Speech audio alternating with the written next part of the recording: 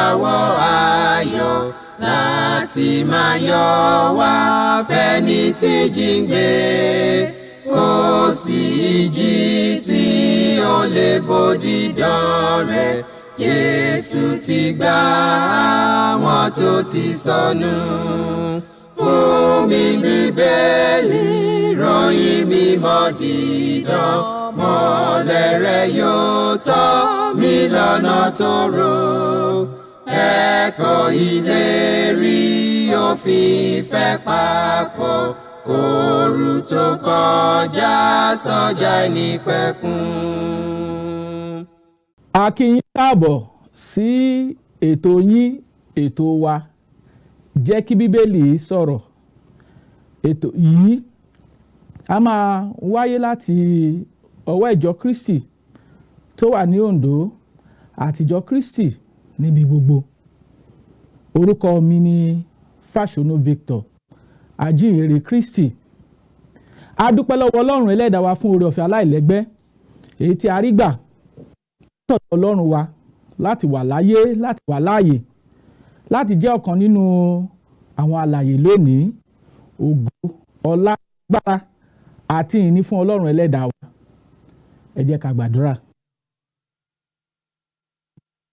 Nítorí pé ìyìn Ọlọ́run wa, ògo ni fún àti ìtẹ̀mójú aríláyà àtàlàáfíà. Olúwa ẹ jọ̀ọ́ nínú àánú yín àti iná ńláńlá yín kẹ́ gbọ́ pé kẹ́ gba ìyìn wa o. Ọ̀rọ̀ yín tí yóò jáde lónìí, ẹ jẹ́ kó jáde pẹ̀lú ọwọ́ agbára. A ó máa yìn bẹ́ẹ̀ láà máa gbé orúkọ yín ga. Ní orúkọ Jésù Kristi Olúwa wa, àmín. Lẹ́ẹ̀kan sí a dúpẹ́ lọ́wọ́ Ọlọ́run ẹlẹ́dàá wa fún oore ọ̀fẹ́ àgbẹ̀ èyí tí a rí gbà láti jẹ́ ọ̀kan nínú àwọn alààyè lónìí tí yóò jẹ́ alààyè nípa pé a tún máa tẹ̀síwájú nínú ẹ̀kọ́ ọ̀rọ̀ Ọlọ́run. A dúpẹ́ fún àwọn tó ń wò wá nílé. A dúpẹ́ fún àlàáfíà Ọlọ́run àti ìbùkún rẹ̀ aláìlẹ́gbẹ́ èyí tó di mímọ̀ lórí ayé wọn ní wákàtí yìí. Ọpẹ́ ni fún Ọlọ́run wa. Lónìí a fẹ́ tẹ̀síwájú nínú kókó ẹ̀kọ́ tí à ń kọ́ bọ̀, èyí tí ó ní nǹkan ṣe pẹ̀lú ohun méje tí a nílò nínú ìsìn Krístì lónìí. Apá kejì rẹ̀ òun ni a fẹ́ gbé yẹ̀wò. Ohun méje tí a nílò nínú ìsìn Krístì lónìí. Ní ọ̀sẹ̀ tó kọjá lọ, nínú ohun méje èyí tí Bíbélì fi ẹsẹ̀ wa múlẹ̀ tí a nílò nínú ìsìn Krístì, a ti dárúkọ mẹ́rin níbẹ̀. Lónìí a fẹ́ wo mẹ́ta tó kù tí a fi lè gbára wa ní ìyànjú nínú ọ̀rọ̀ mímọ́ Ọlọ́run, tí a fi lè dára wa lẹ́kọ̀ọ́. Lákọ̀ọ́kọ́, ìwé Éfésù orí 4 nígbà tá a kíyèsí ẹsẹ̀ 3 sí 6, òun ló kọ́ wa ní ohun méje tí a nílò nínú ìsìn Krístì lónìí. Ẹ jẹ́ ká wo Bíbélì. Ìwé Éfésù orí 4 nígbà tá a kíyèsí ẹsẹ̀ 3 sí 6. Ẹ máa làkàkà láti pa ìṣọ̀kan ẹ̀mí mọ́ ní ìdìpọ̀ àlàáfíà. Ara kan ní ń bẹ àti ẹ̀mí kan. Àní bí a ti pè é sínú ìrètí kan ti ìpè yín. Olúwa kan, ìgbàgbọ́ kan, baptísìmù kan, Ọlọ́run kan àti bàbá gbogbo, ẹni tí ó wà lórí gbogbo àti nípa gbogbo àti nínú yín gbogbo.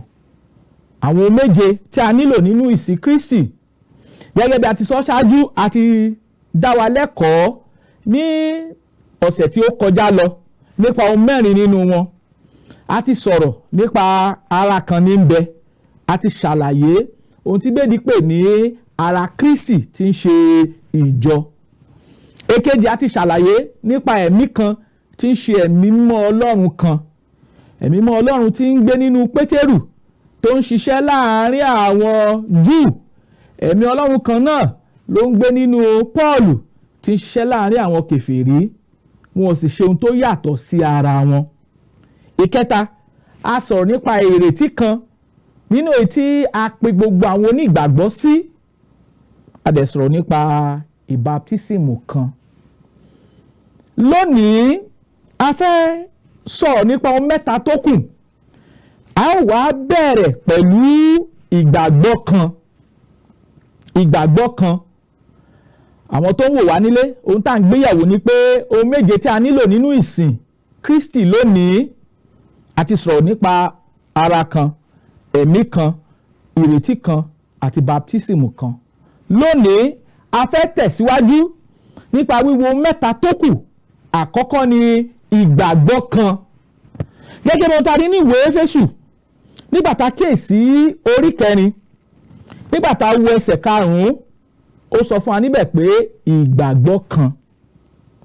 Tí a bá ń sọ̀rọ̀ pé nípa ìgbàgbọ́, kí la ń pè ní ìgbàgbọ́? Ìgbàgbọ́ ni gbogbo kókó ẹ̀kọ́ tàbí ìlànà ìgbàgbọ́ wa èyí tí a kọ́ wa nípa Ọlọ́run tàbí nípasẹ̀ Jésù Kristi. Tá a bá ń sọ̀rọ̀ nípa ẹ̀sìn lónìí, ó ń jẹ́ kí a mọ̀ pé ìgbàgbọ́ jẹ́ ẹ̀sìn kan èyí tí a gbélé wa lọ́wọ́, èyí tí Ọlọ́run ti fi ara rẹ̀ hàn wá nínú Bíbélì tí ń ṣe ọ̀rọ̀ Ọlọ́run. Fún ìtẹ̀síwájú láti lóye ohun tí a ń pè ní ìgbàgbọ́ kan, ẹ jẹ́ ká wo ohun tí ìwé Júdà ẹsẹ̀ 3, ká gbọ́ ohun tí Ọlọ́run bá wa sọ níbẹ̀. Kí ni ìwé Júdà ẹsẹ̀ 3 wí? Ohun tó sọ nìyí.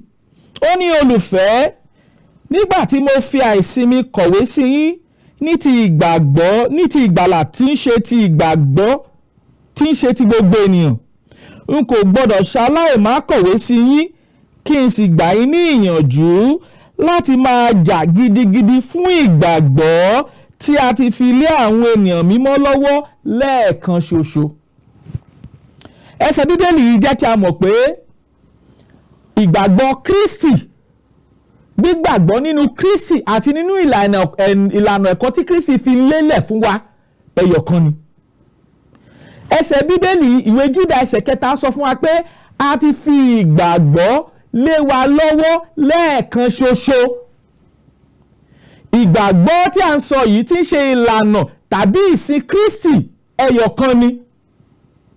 Ìlànà ẹ̀kọ́ tí Ọlọ́run gbé ka iwájú wa, tó gbé fún wa, tó fún wa nípasẹ̀ ọmọ rẹ̀ Jésù Kristi, tí a sì gbé iṣẹ́ ìyìnrere lé àwọn àpọ́sítélì lọ́wọ́ ẹyọ kan ni. Ìgbàgbọ́ kan ni. So ẹsẹ̀ Bíbélì yìí, ẹsẹ̀ Ọlọ́run ń sọ fún wa pé ẹ̀kọ́ kan la gbé lé àwọn onígbàgbọ́ lọ́wọ́. Eléyìí gbọ́dọ̀ yé wa. Ẹ̀kọ́ kan ló gbọ́dọ̀ so wá papọ̀ gẹ́gẹ́ bí ẹni tí ń làkàkà láti ṣe ìfẹ́ Ọlọ́run. A ti fi ìgbàgbọ́ lé wa lọ́wọ́ lẹ́ẹ̀kan ṣoṣo. Ìgbàgbọ́ yìí la lè rí àkọsílẹ̀ rẹ̀ nínú májẹ̀mú titun. Ìgbàgbọ́ kan ní ibẹ̀.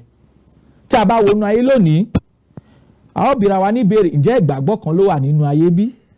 Ǹjẹ́ ìlànà ìsìn kan ló wà nínú ayé bí? Ǹjẹ́ ẹ̀kọ́ kan là ń kọ́ nínú ìlànà ìsìn Kristi bí? Àwọn ìbéèrè yìí àti ọ̀pọ̀lọpọ̀ mìíràn ó ní ọkàn olóòótọ́ fẹ́ láti mọ̀ nípa ìsìn tí Jésù Kristi gbélé wa lọ́wọ́, tí ń ṣe ìsìn rẹ̀, tí ń ṣe ìsìn Kristi. Nígbà gbìyànjú láti sọ fún wa ni pé a fún wa ní ìgbàgbọ́ kan, ìlànà ìsìn kan la gbé ka iwájú wa. Ìlànà ìsìn yìí ó ti ọwọ́ àwọn àpọ́stélì bẹ̀rẹ̀, nítorí nínú Bíbélì nìyí. Nígbà tá a tún kíyèsí ẹsẹ̀ ìwé Júdà ẹsẹ̀ 3 yìí, ó ṣàlàyé ohun mẹ́ta pàtàkì fún wa. Ìpè sí ìmọ̀, ìpè sí ìmọ̀. Ìpè àkọ́kọ́ ó ní ìpè sí ìmọ̀ pé a ti fún wa ní ìgbàgbọ́ kan. Ìpè sí ìmọ̀ yìí nìkan ṣe pẹ̀lú pé a ti fún wa ní ìlànà ìgbàlà kan. Ìlànà ìgbàlà kan la fún wa nípasẹ̀ Jésù Kristi. Jésù Kristi ti dé, ó ti fi ìgbàlà rẹ̀ hàn wá. Ó sì kọ́ wa ní ìwé Títù orí 2 ẹsẹ̀ 11. Ó ní ìwà bí Ọlọ́run ti farahàn, èyí tó ń kọ́ wa pé kí a yàgò fún àìwà bí Ọlọ́run àtàwọn ìwà ẹ̀ṣẹ̀ gbogbo. So a ti fi ìlànà ìgbàgbọ́ kan lélẹ̀ fún wa. Ìlànà ìgbàgbọ́ yìí, ìwé Júdà tí à ń kà yìí, ó fi ohun mẹ́ta hàn fún wa. Ohun àkọ́kọ́ ni pé ìpè sí ìmọ̀. A gbọ́dọ̀ mọ̀ pé a ti fi ìlànà ìgbàgbọ́ kan lé wa lọ́wọ́. Ìlànà ìgbàgbọ́ yìí la lè rí ìfẹsẹ̀múlẹ̀ rẹ̀ nínú májẹ̀mú titun. Ilé ṣe pàtàkì, ó ṣe kókó. Ìpè kejì, ìpè sí kí a pa ìgbàgbọ́ tá a ti fi lé wa lọ́wọ́, kí a pa mọ́. Ìpè kejì tá a rí ní ìwé ní ẹsẹ̀ Júdà tí à ń kà, Júdà ẹsẹ̀ 3.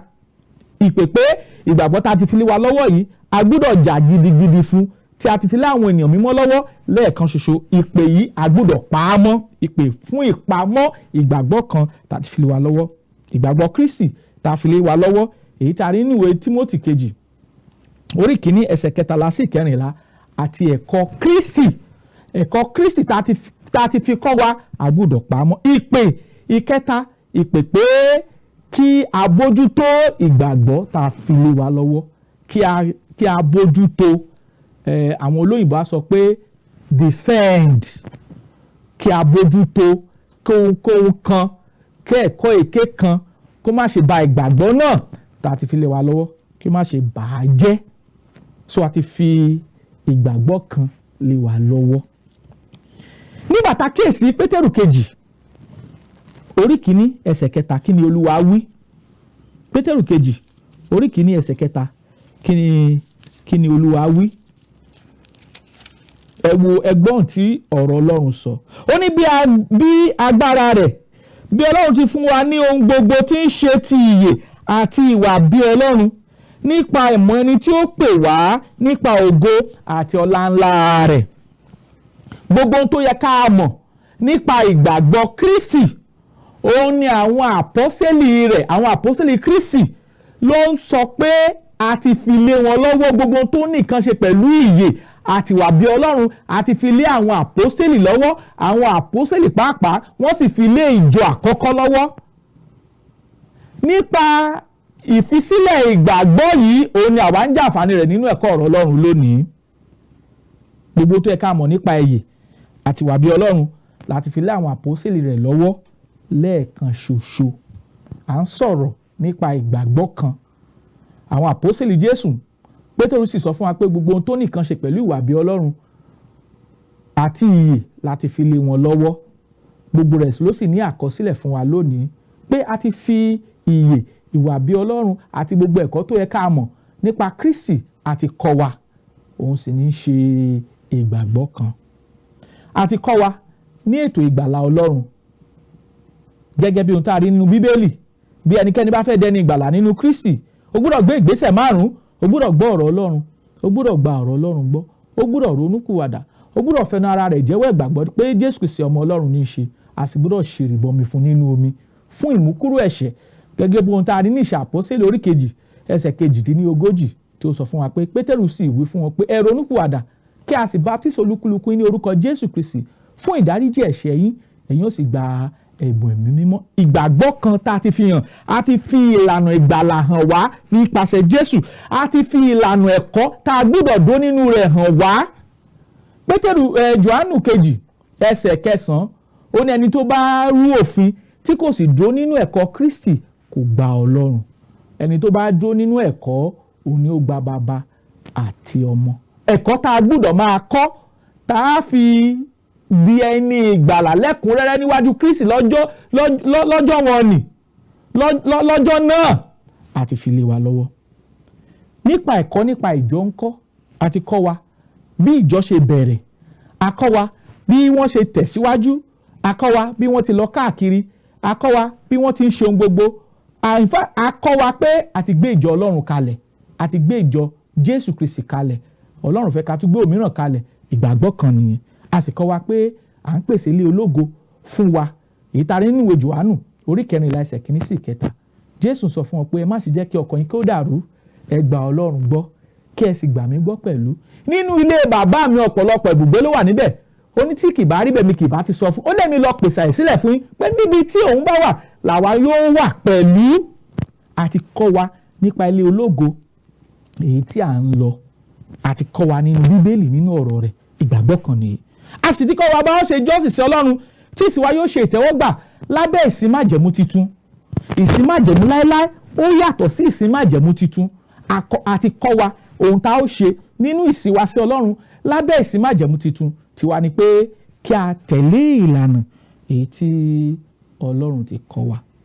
n tá à ń sọ ni pé a ti fún wa ní ìgbàgbọ́ kan bá a ṣe jọ́sìn sí Ọlọ́run a ti kọ́ wa ilé ológo tá à ń lọ a ti fi ibẹ̀ hàn wá ìjọ tí Jésù Kristi ní a gbọ́dọ̀ wà ká tó lè dẹni ìgbàlà a ti kọ́ wa ní ẹ̀kọ́ tá a gbọ́dọ̀ dó nínú rẹ̀ a sì ti kọ́ wa ní ìlànà ìgbàlà Ọlọ́run ìgbàgbọ́ kan nìyí tí a sọ fún wa pé ìgbàgbọ́ kan ní ń bẹ inú Ọlọ́run ò dùn gẹ́gẹ́ bí a ti ń sọ níbí Ọlọ́run fún wa ní ìgbàgbọ́ ní rúurú Ọlọ́run gbé ní irú ìgbékalẹ̀ ìsìn kalẹ̀ Ọlọ́run kọ́ ló gbé ní irú ìjọ tá a rí inú ayé kalẹ̀ tó yàtọ̀ síra wọn gbogbo tó yẹ ká mọ̀ nípa Ọlọ́run tí ń ṣe ìgbàgbọ́ kan àti kọ́ wa nípasẹ̀ ọ̀rọ̀ Ọlọ́run eléyìí gbọ́dọ̀ yé wa dáradára a gbọ́dọ̀ pa ìgbàgbọ́ náà mọ́ kí a sì gbọ́dọ̀ rìn nínú ìgbàgbọ́ tí a ti fi hàn wá nínú Bíbélì tí ń ṣe ọ̀rọ̀ Ọlọ́run Kọ́ríńtì kejì orí 5 ẹsẹ̀ 2 ó ní ká máa rìn nípa ìgbàgbọ́ tí kì í ṣe ohun rírí ká máa rìn nípa ìgbàgbọ́ tí kì í ṣe ohun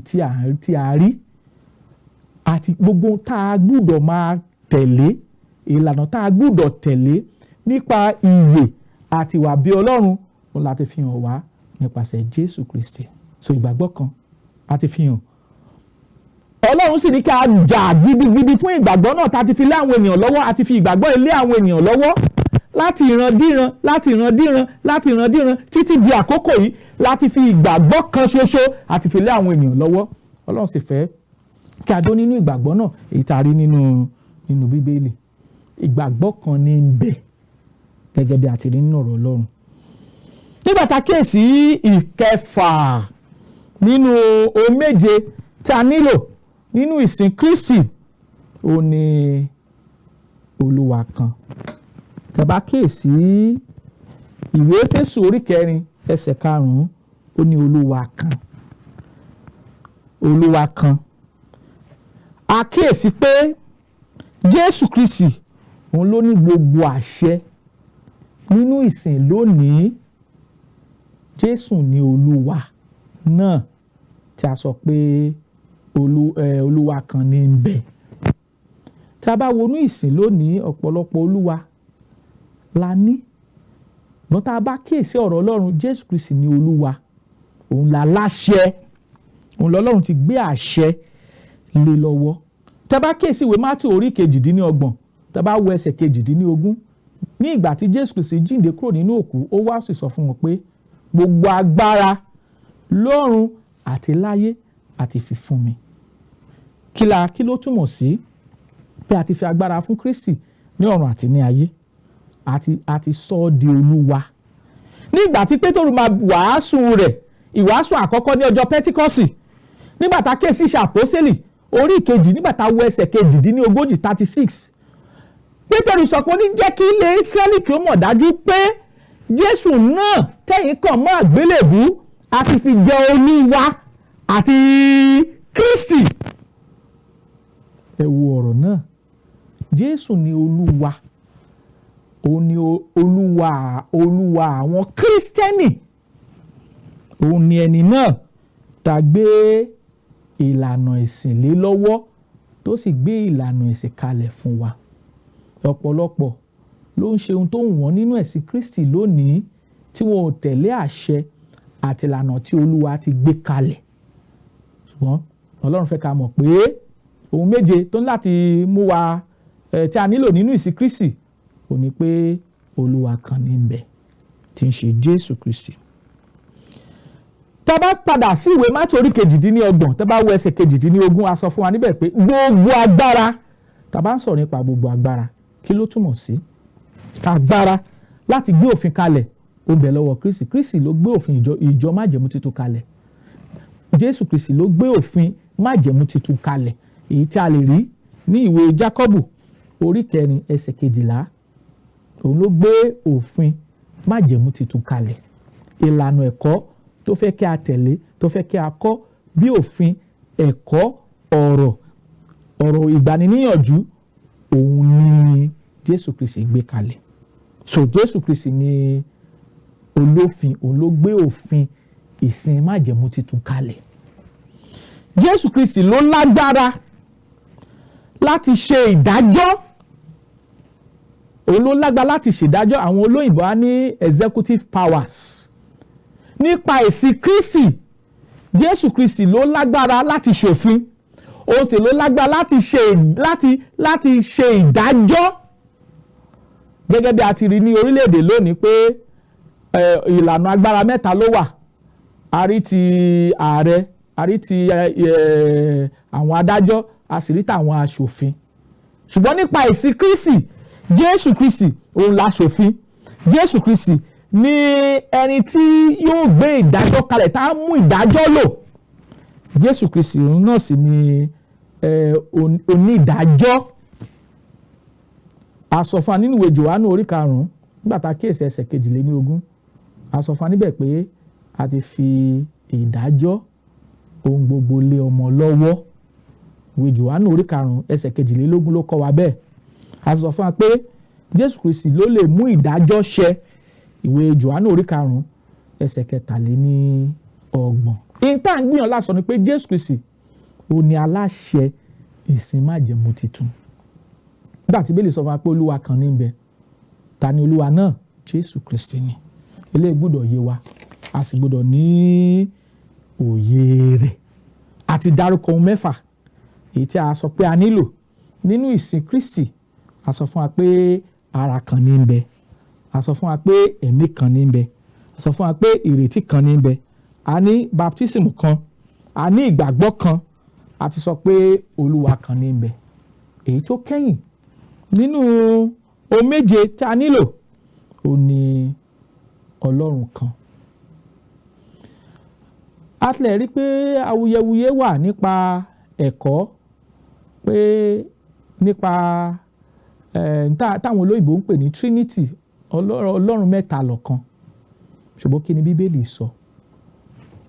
Ìwé Éfésù orí 4 nígbà tá a kíyèsí ẹsẹ̀ 6 rẹ̀, Bíbélì sọ fún wa pé ó ní Ọlọ́run kan àti bàbá gbogbo, ẹni tí ó wà lórí gbogbo àti nípa gbogbo àti nínú yín gbogbo. Ọlọ́run kan níbẹ̀. Ìlànà ìsìn Kristi kọ́ wa pé Ọlọ́run kan ló wà. There is one God. Ọlọ́run kan ni. Bíbélì tún fi ẹsẹ̀ wa múlẹ̀ pé Ọlọ́run kan. Àwa Kírísítẹ́nì Ọlọ́run kan la ní. Ọlọ́run yìí lábẹ́ ìsìn májẹ̀mú láéláé nínú ìwé Deuteronomy orí 6 nígbà tá a kíyèsí ẹsẹ̀ 4. Mósè sọ fún àwọn Ísírẹ́lì, ó ní, gbọ́ ìwọ Ísírẹ́lì, Olúwa Ọlọ́run rẹ ọ̀kan ni. Only one God. Òun la ní.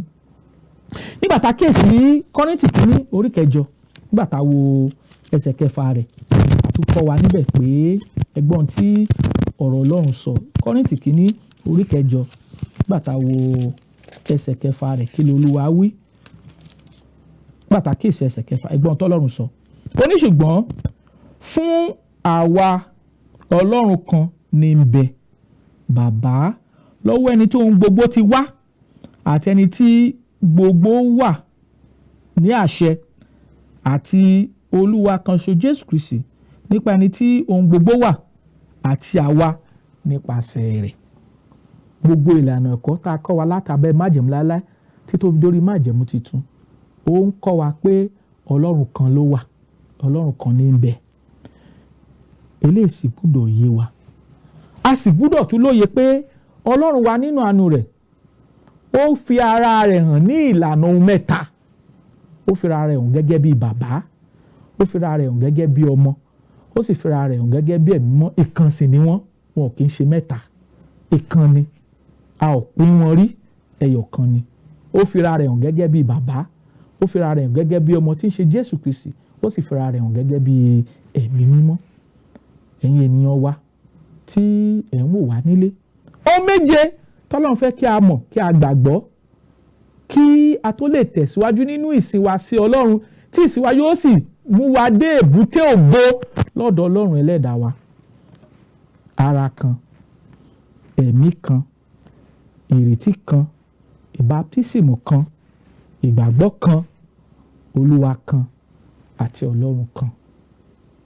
Àwọn méje tọ́lọ́run fẹ́ kí a mọ̀ nìyí, èyí tí a gbọ́dọ̀ gbé ẹ̀kọ́ wa àti ìgbàgbọ́ wa lé lórí gẹ́gẹ́ bí ènìyàn tí ń làkàkà láti padà sí ọ̀dọ̀ Ọlọ́run.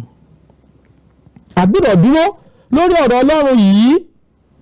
Tá ò bá kọ̀, tá ò bá kọ̀, tá ò dúró lórí ọ̀rọ̀ Ọlọ́run àtọ̀rọ̀ mímọ́ Olúwa yìí, ó léwu fún ilé ológo tá à ń lọ.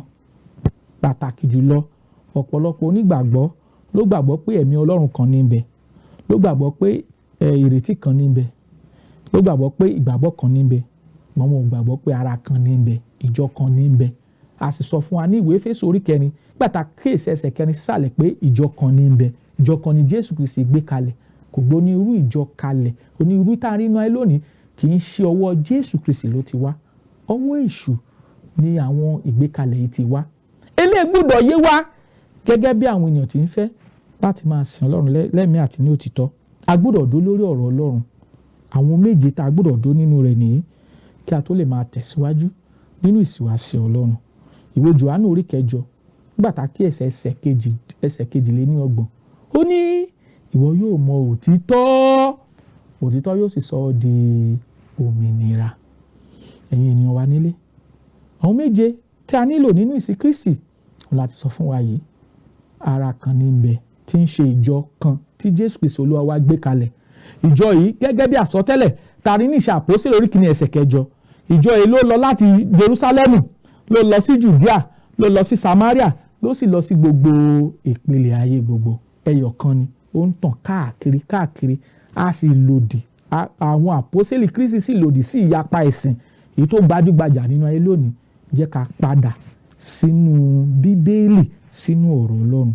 Ẹ̀mí Ọlọ́run kan ni, ẹ̀mí tí ń ṣẹ́nu Pọ́ọ̀lù ní ṣẹ́nu Pétérù, ìrètí kan, ìbátísìmù kan, ìgbàgbọ́ kan, Olúwa kan àti Ọlọ́run kan. A gbọ́dọ̀ dó lórí ọ̀rọ̀ yìí torí ohun tí Ọlọ́run fẹ́ nìyí lọ́wọ́ wa nìyí kí a tó lè máa tẹ̀síwá nínú ìsìnwàsí Ọlọ́run. Àdúrà wa sí Ọlọ́run ni pé Olúwa yóò fìfẹ́ rẹ̀ hàn wá, a ó sì mọ ìmọ̀ rẹ̀ síwájú sí lórúkọ Jésù Kristi Olúwa wa. Àmín. Tí ẹ bá fẹ́ pè wá, àwọn nọ́mbà tí ẹ ó pè wá sí nìyí 08057444902 tàbí 08065717023. Màá tún pè 08057444902 tàbí 08065717023. Títà ó tún fi ire pàdé, kí àlàáfíà àti wàláàyè àti oore ọ̀fẹ́ Ọlọ́run kí ó máa bá wa gbé lórúkọ Jésù Kristi Olúwa wa. Àmín. Fún mi ní Bíbélì ìràwọ̀ ayọ̀ láti máa yọ̀ wá fẹ́ni tí jíǹgbé, kò sí ìjì tí ó lè bòdì dán rẹ̀. Jésù ti gbà àwọn tó ti sọnù. Fún mi Bíbélì ìròyìn mímọ́ dídán, mọ́lẹ̀ rẹ̀ yóò tọ́ mi lọ́nà tóóró. Ẹ̀kọ́ ìlérí òfin ìfẹ́ papọ̀, kóru tó kọjá sọ́jà ìnípẹ̀kun.